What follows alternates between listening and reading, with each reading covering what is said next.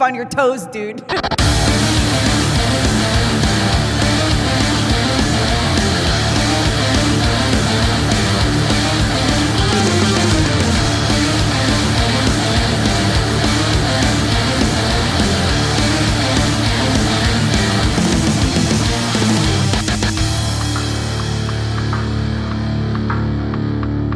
Hello, everybody, and welcome back to Anime Cult episode 9.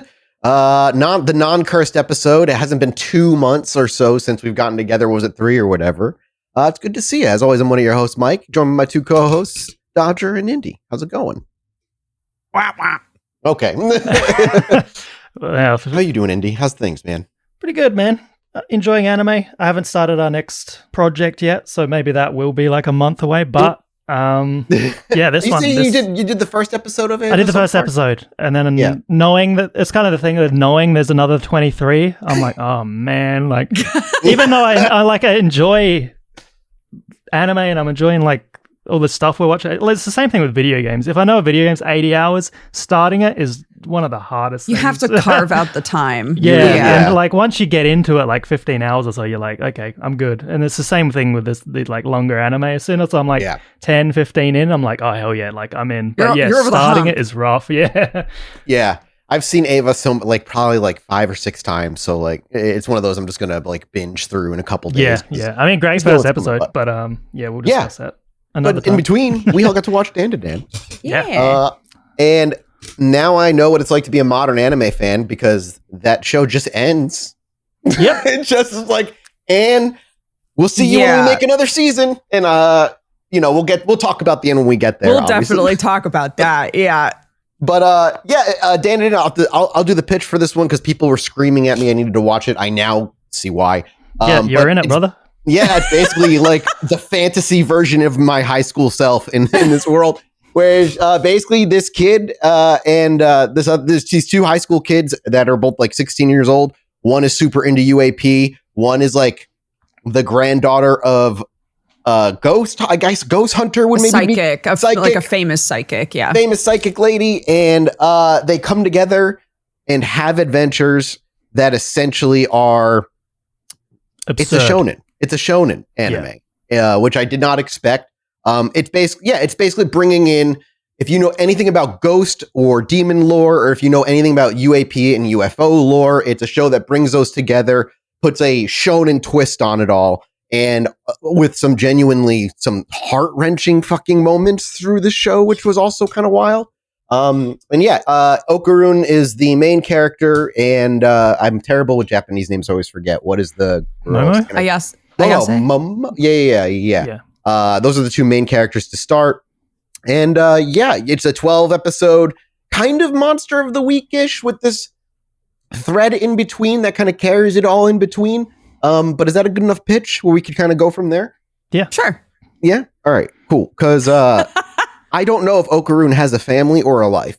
That was like one of the main things that like I kept waiting for to happen was this kid, he's a dork. It basically episode 1, you meet this kid, he's sitting in the back of a classroom and it's got his nose in a UFO magazine about, aliens and UAP, and he's talking about all kinds of things. And what I thought was a popular girl, but it turns out she's not really a popular girl, is like walking in and she sits next to him to like get away from. She's kind of like a Japanese alt girl. She's part of like Gyaru culture.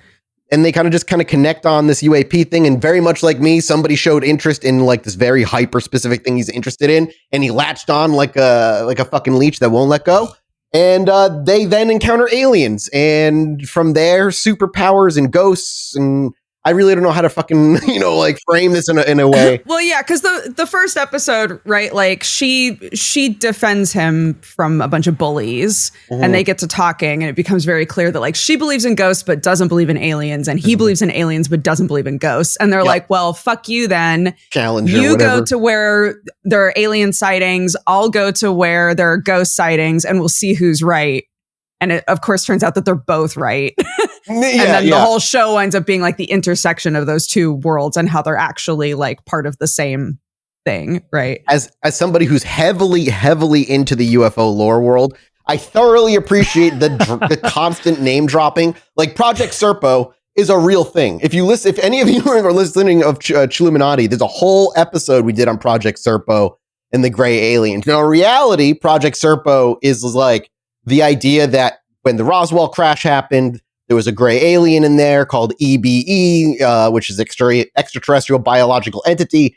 And they communicated, ET phone home, and they ended up in the 1960s doing a U.S. sends their most promising for a essentially foreign exchange student program to another planet where they live there and they spend 10 months in space going because their ship is fueled by antimatter, if I remember correctly, and then they come back and it's a secret government project and it's totally real. Don't you dare laugh at it. Because they'll be angry. I've never laughed in my life. I'd like to thank you for having me and Dukes on Chilluminati. No problem. I'm realizing as you're talking that you experienced a different layer of this show than Indie and I did. I'm like, haha, aliens, and then I moved on. Haha, the gray guys. Yeah, me too. Also, gray guys. They were not gray guys in this though. They were some of the most absurd looking aliens I've ever like. I loved the way they look. They are so good, yeah. The Project Serpo thing is like, there's a couple guys who like basically grift off of it and say it's like, this really happened. It didn't fucking happen. But I love that they took that, dropped it, and made the Serponians, which are these, like you said, these fucking awful looking, like their costumes are awful. Like they wear human costumes when they show up, which are just like looking like Russian dolls essentially.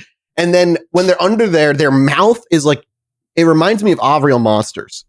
Yes. They're big, like the girls like big lips. They are very Avril monsters. Now that you say that, it's really unnerving a lot of the time. But they love, they just want his dick. That they're there for the banana organs, and that's a great little scoop. That happens more than once in this show. Every time I think we've moved on, they're like, what if we had another episode where somebody's trying to take somebody else's genitals? And I'm like, please, I'm begging you. Can we please do something else? Golden, and they were his testicles. The golden ball. I can't wait to get to that. That's the really good pitch for this show is man gets his dick taken by an old lady under a bridge and then has to look for his golden testicles, and that's the whole first season. But his missing dick gives him superpowers. His missing dick does give him superpowers. By the granny who wants it. Turbo Granny, who is voiced, but I think by the voice actor who does fucking Frieza. I'm like almost certain. Oh my god, it might be. It genuinely should look that up. Sounded like Frieza's had a new voice actor semi recently, but maybe I gotta look because it sounded the same to me. I'd have to look it up. But basically, episode 1, she goes into a place where the aliens are supposed to show up. Of course, they do. They abduct her, and in doing so, they kind of awaken her secret psychic powers, which are kind of crazy. And then he goes to a haunted tunnel where he runs into Turbo Granny Ghost, who possesses him, which gives him super psychic powers superpowers that he can't control. When they come back together, the crux is she can suppress his curse so she doesn't take over and do it just enough where he still has powers, but isn't totally mind controlled by her. That's like the whole first half of the show's arc is them trying to figure out how to take care of this. The first 4 episodes happen in a period of a day, basically. All of this crazy shit happens. The grandma is like big titted and hot and unnecessarily sexy. Hot grandma, the weirdest angles with hot grandma. That's like the whole shebang. And it's like the most shonen logic that you can think of. How can we just give him powers, but also get rid of the ghost? Okay, well, she'll half suppress it. That works. Fine. He transforms. That works. And then they eventually, obviously, like you said, the first 4 episodes, they get it out of him. She kind of gets possessed into one of those cat toys. What do you call those? Little good luck cats? Yes, the little lucky cats. Yeah. And from there, the whole hunt for his golden balls. It's because they beat her, right? Yeah. They find out that all of the ghosts and spirits, all of these powerful yokai and things that they find, they all have some sort of a backstory, right?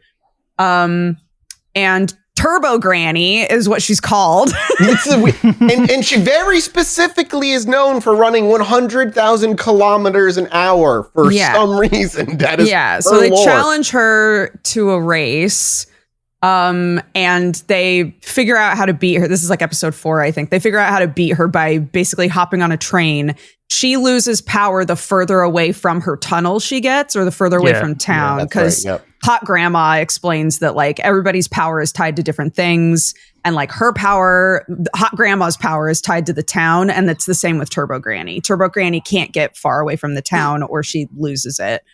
So they defeat her that way, but also in doing so, they find out that the reason she's done this to Okarun and the reason that she was there in the first place is because she became this like protective entity to avenge victims of sexual assault. And so that's why she takes Okarun's dick. Yeah. And when they defeat her, quote unquote, he gets it back. But his balls are now missing. And he's like, what happened to my balls? And they're like, I don't know. And it turns out it's because when Turbo Granny was defeated, quote unquote, she's a powerful enough entity that she stored part of herself inside of him and kept it there. So but she somehow lost his testicles along the way. Yeah. They got turned into 5-centimeter golden spheres. Yes, that are loaded with life force. Power, which both humans and yokai want. So she was like, I don't know, somebody probably took them by now. And he was like, no, please. I do very much appreciate that there was never with Okarun. Like, I feel like we talk about this every anime now, but like there was no weird, like he wasn't weirdly like sexual and gropey in any way. Like, which as you watch Ava, like Shinji, it's just not the greatest person in the world. I mean, a lot of modern anime, the protagonists are very pure. They're seen as pure, I think, nowadays. I'm so stuck from my 90s, 2000s anime knowledge. It's all I have. You want people to fall on each other and touch of the booba and be like, oh my God, I'm so sorry. I galomped you. I feel like the other modern anime that you've seen is Chainsaw Man, and Denji is very pure, but he's also like very, I just want boobs. And that's all. That's like, that's different. Like stupid. He's not like a pervert in a weird way. Odd Taxi was super pure, like though. But you're right. But Odd Taxi is pure. My Love Story was still very pure. Like, you're right. Maybe this one reminded me of Mob Psycho 100. I don't know if you've seen that with the main character. Mob Psycho's great. We should watch that. Yeah, Mob is like one of my favorite anime of all time. I don't think Dandadan is for me as good as Mob, but it was very much hitting those same notes for me, as well as it's got some jujitsu cards and stuff going on in there. I think that's just a modern shonen trope kind of thing going on. But yeah, I don't know what that means. I think there was probably when writing this, because some people describe Dandadan as like a psychosexual horror in some ways, right? Yeah. There's like so much stuff that revolves around people getting assaulted or trying to have like some part of their body and their autonomy taken from them, right? And so the actual relationship between the two main characters, I think, has to be really sweet.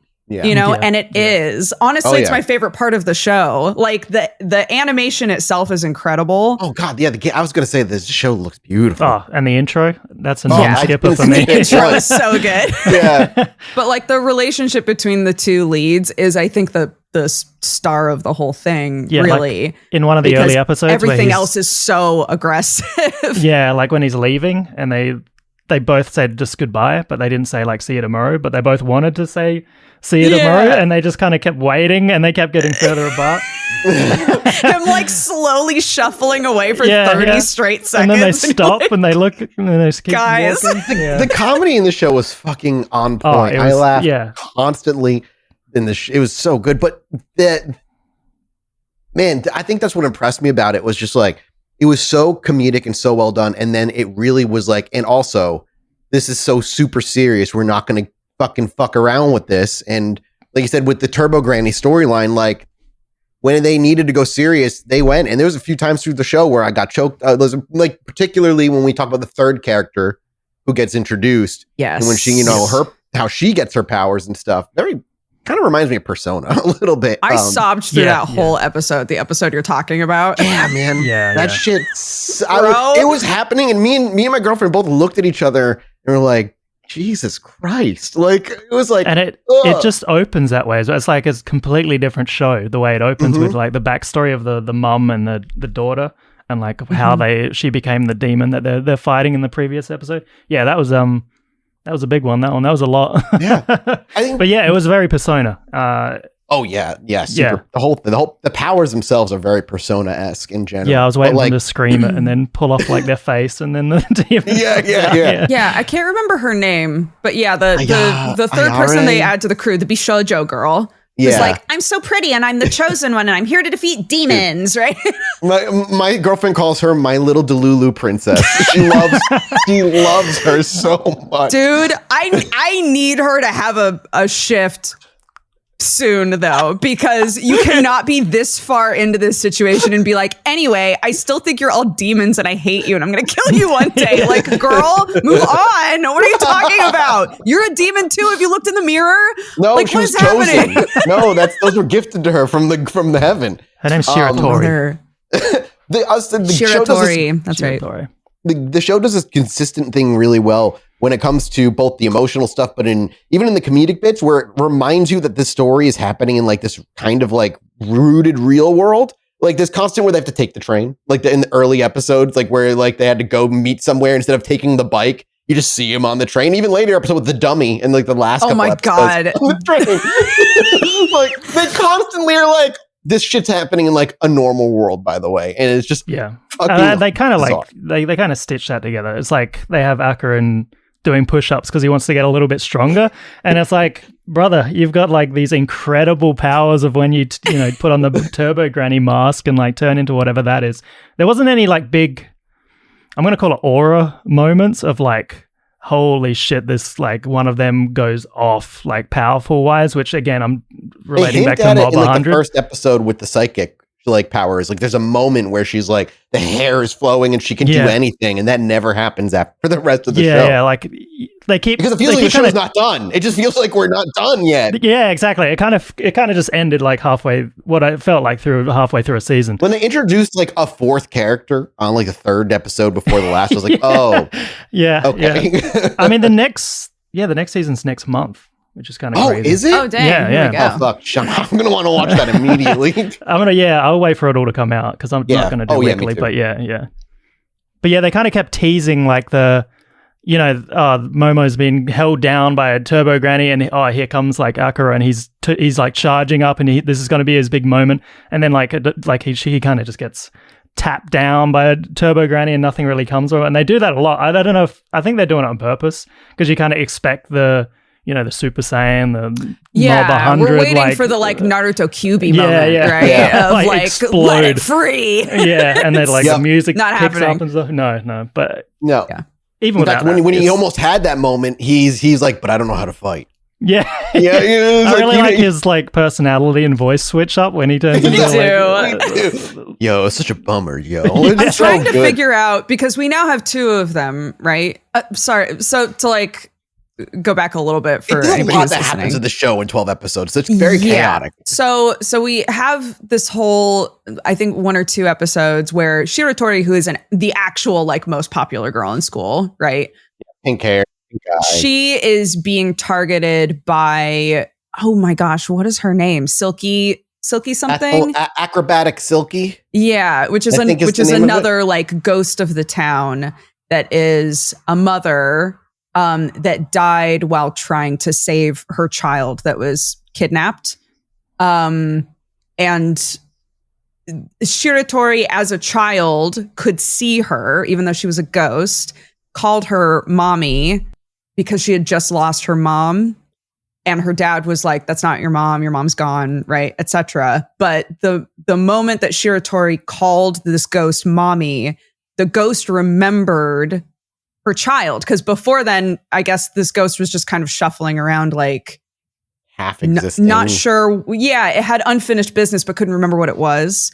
And then remembered, like, my child. I need to find my child, but attached it to this girl and thought that's my child. Following her, I guess, her whole life, and has been following her. Yeah, but now her like magic is her psychic powers are activated because she's got one of Okarun's balls. What I liked, so it's another bit of ghost lore in that kids are often more sensitive. They're the ones, like, if you see a lot, like, sometimes kids are like, but Ma, Grandpa's right there. And, like, you know, they see shit. But as people age, they lose it. And I think that was, like, she didn't see him anymore, which, you know, led her to, like, not knowing she was following him. And then, like you said, yeah, she gets the golden testicle somewhere along the way, which opened her powers again and she could see her. She was there when the train was happening. She was there during the race.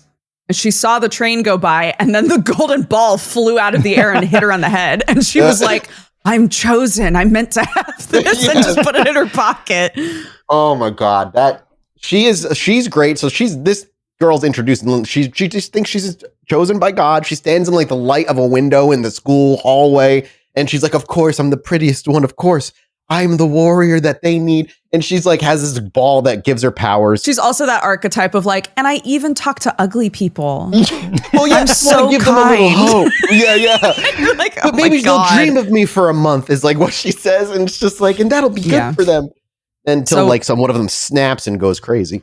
Yeah. So when this, like, mother ghost is about to die, it has, like, a moment of clarity because the girl that she was trying, Shiratori, is dead, but her, like, life essence, I guess, is still there. It's just dissipating. So she's like, if you connect my life essence to her before I vanish, I can help bring her back to life. So they do it. And of course, now she's basically like Okarun. She can, like, transform into, like, an amalgamation version of her and this, like, acrobatic ghost thing. I've been trying to figure out while I'm watching, what specifically is it that happens to their personalities when they transform? Because it happens to both of them. Yeah. They both behave differently when they're transformed, right? Okarun becomes very like, oh, what a pain. I just want to go home. I hate it here, right? Which, yeah, isn't like Turbo Granny at all. So it's not even taking on the personality of, like, the demon that they're controlling. It's right. Yeah, I didn't even think of that. Like, I'm like, haha, he's serious and cool now. Yeah, genuinely, I'm the same. I did not even think there was I just thought that was just the joke. I was wondering if it's, like, the stuff deep down that they don't say. Yeah. Because for her, like, she's still saying the lovey romantic stuff, but she's really aggressive about it, which is not typically how she is, right? She tries to be really cute, but when she transforms, she's not trying to be cute at all. She's super aggro.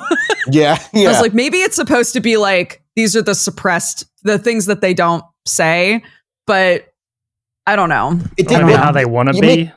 Maybe. Like, he wants to be more chill, but he's not. Cool. Yeah, he's like the least chill person. Maybe that is it. That's really funny. I'm curious if we'll get an answer, because, like, I think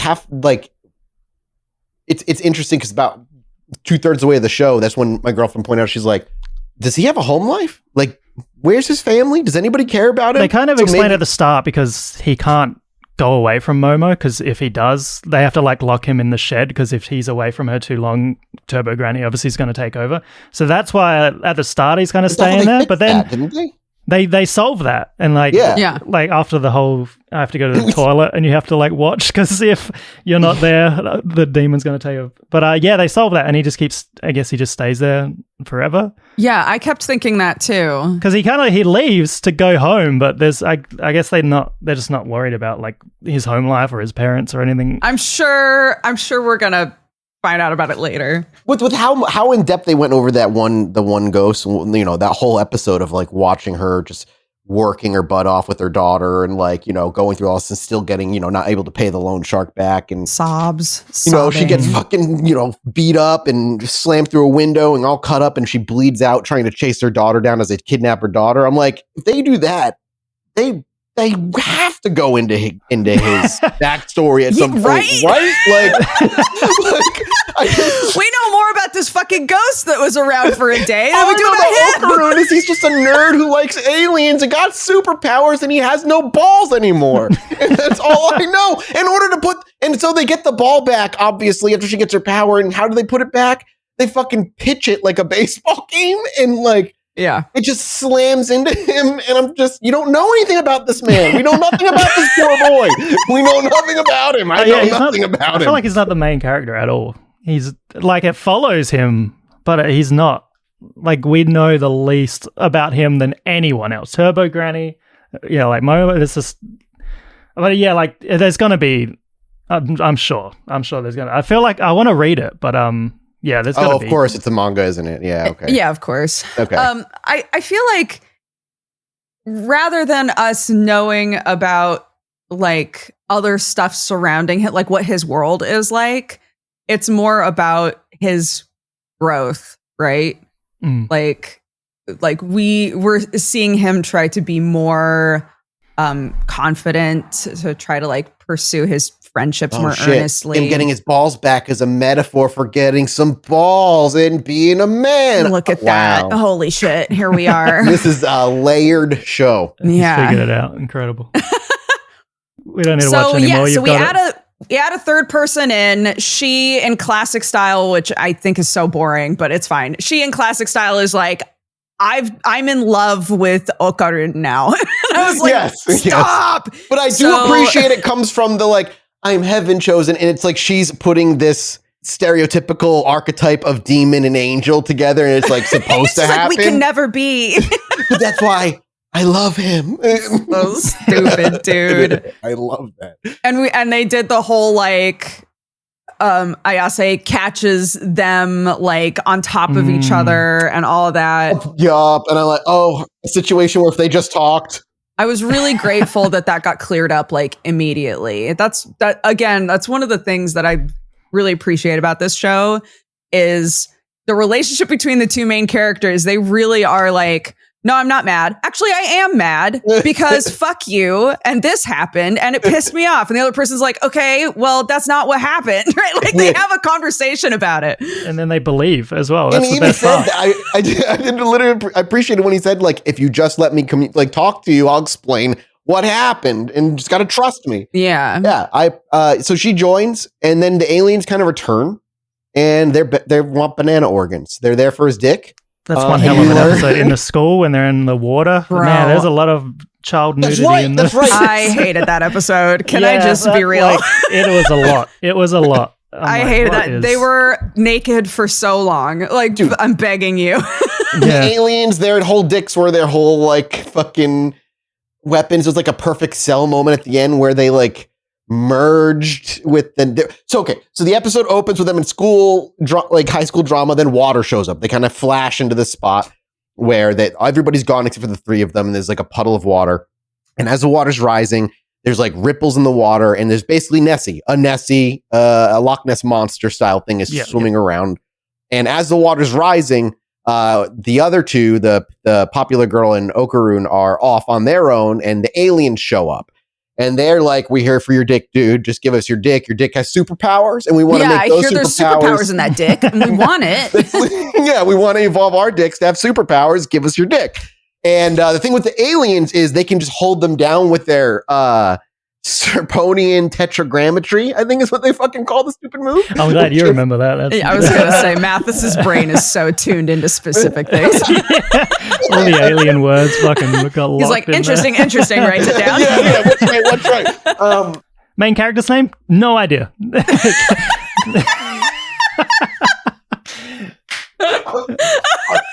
Fuck, you got me. God damn it. You know where my interests actually are in this show. Tetragrammetry. Tetragrammetry. Their psychic powers hold them down so they can't transform, and they need Momo to show up and actually like use her powers to stop their powers so they can transform. Eventually that happens. As they're fighting the aliens, the water suddenly like they get up. Then the aliens have another like fighter for hire crab monster boxer man, the mantis shrimp, who the mantis shrimp alien. Like, he's like Chiquita in my dreams or something, and he's like, he was hilarious. I loved him. In that whole episode, I enjoyed him at least. Like he shows up, they're fighting, water rises, the Nessie monster shows up. They basically beat most of them down, and so the last alien merges itself with the Nessie monster via its dick merging machine that it like had dragging in the water in that one scene as it flies by, and then they have to like outthink it essentially, and it's like, okay, it's such a shame that they were all naked? Because that was such a good episode. It was cool. It was cool. It was so, like the fights and stuff were so good. Yeah. Characters are naked. Like I see them in their underwear, and I don't having want like a 20-minute underwater fight with all the angles and them all being naked is a lot. It's a lot.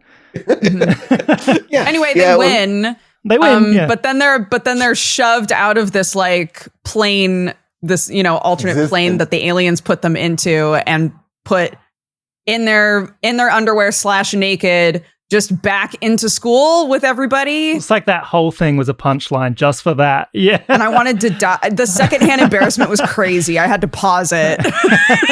It's like, I fucking hate this episode so much.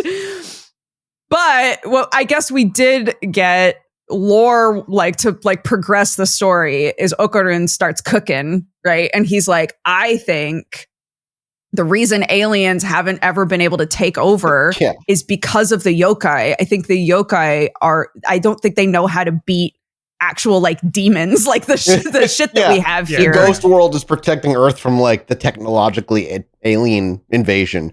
And that's where I literally turned to my girlfriend and was like, they lost me.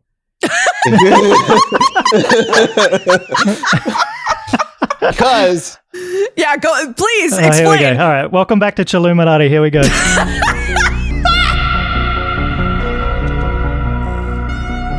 I think aliens and all that stuff, ghosts, I think it's all the same paranormal thing expressing itself in different ways. I think we look at reality wrong, and consciousness is fundamental on a quantum level. You're putting ghosts and aliens together?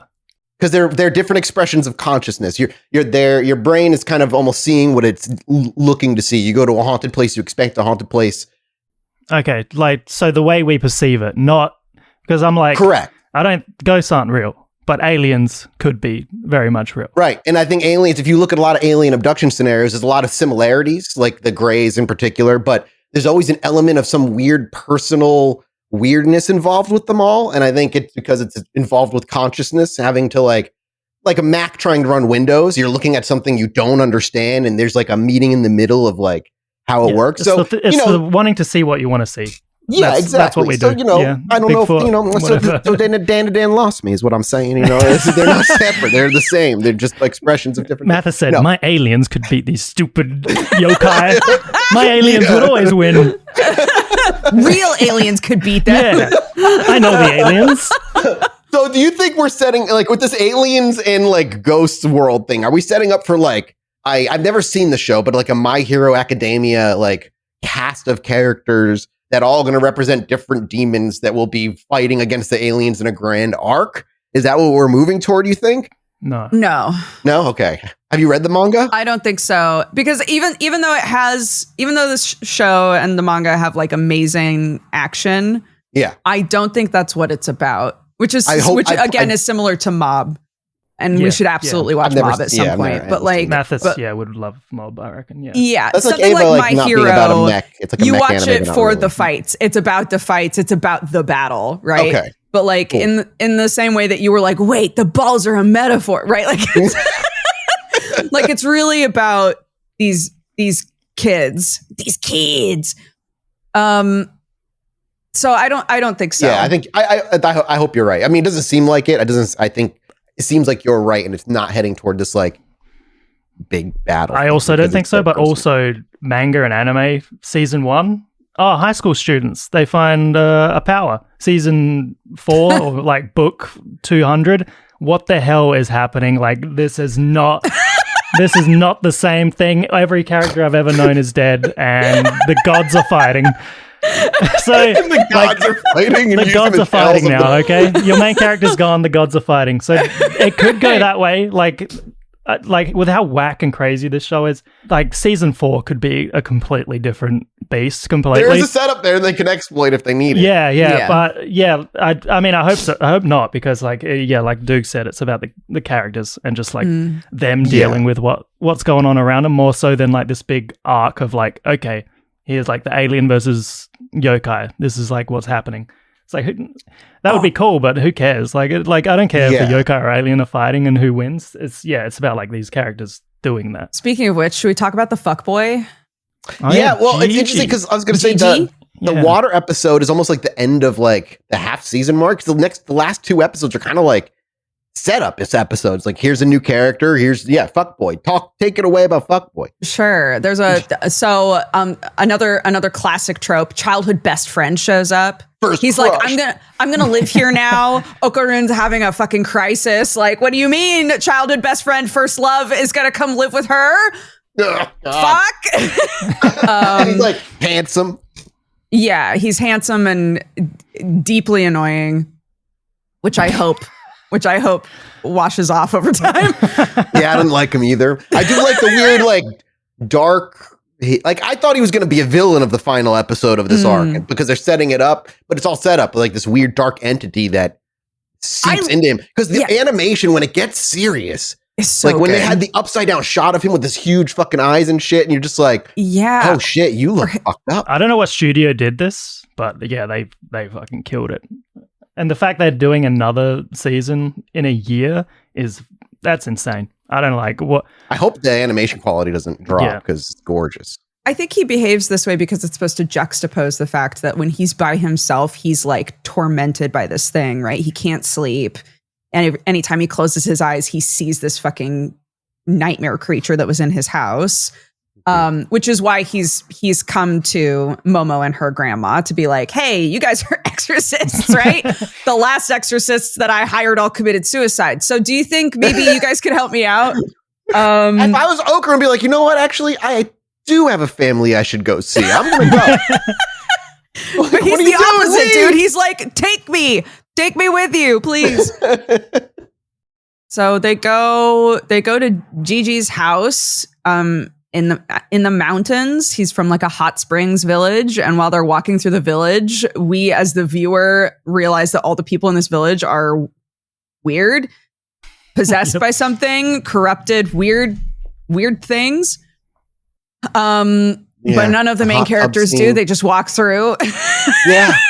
And once it goes into a hot tub, like a hot spring, like. Yeah, and you're like, this is like the mid-season bit, and then it ends, and there's no more. Yeah, it ends, and that's where it really feels like. Yeah. Oh my god, I really felt like storyline wise, like we backslid so hard on this last episode, and I was like, this is the last episode. Yeah, we have Momo halfway through being sexually assaulted again. Five men again. God damn it, man. Jesus, let her pop off and kill a guy, please. Yeah, she deserves it. No, but she's getting dizzy because it's so hot, so she can't use her psychic powers, I guess. Like, hate it. I thought what was going to happen because so the boys are hanging out. It's of course revealed that Gigi is in love with Momo. Anyways, whatever. They could have just been like, no, they're just friends, and Okarun's overreacted, but it's fine. Whatever. It's fine. They realize that there's an addition to the house that you can't get into when you're in the house, and they're like, that's probably where some demon shit is happening, right? So they sledgehammer a hole into the wall, and there's a bunch of those like demon sheets. I don't know what to call them. Like thousands, millions of them inside this room. And I thought the way the episode was maybe going to end was they were going to be like, fuck, let's burn all of those. And then the guys in the hot tub with her were going to like melt or something. But no. No. And that was it.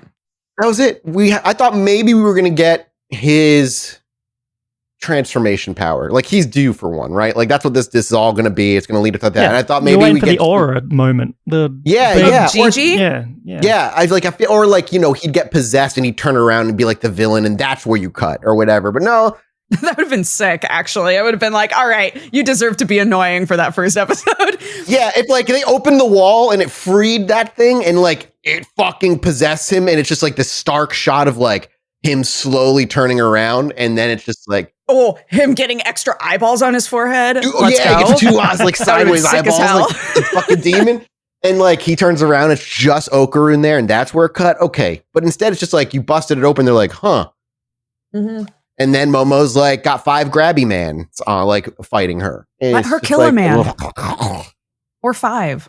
Yeah, like that would have been but no, it's too steamy, man. I wonder if it's a thing of being too accurate to the manga, and they're literally doing it book by book, page by page, and they had to have a better spot to end it, but also if you're contracted for 12 episodes and you're doing book 1, book 2, book 3 up to book 12, you're like, shit, man, like book 12, that's where nothing really happens. Like, but we're contracted for 12 episodes. Like, the manga's not written. We can like expand book 11, but then what do we do with book 12? I think it's like it might be that, but like that's the only thing I can think of because it's such a. You might be right. Cliffhanger that a lot of modern anime that is adapted from manga, they find a sweet spot to end mid book, whatever.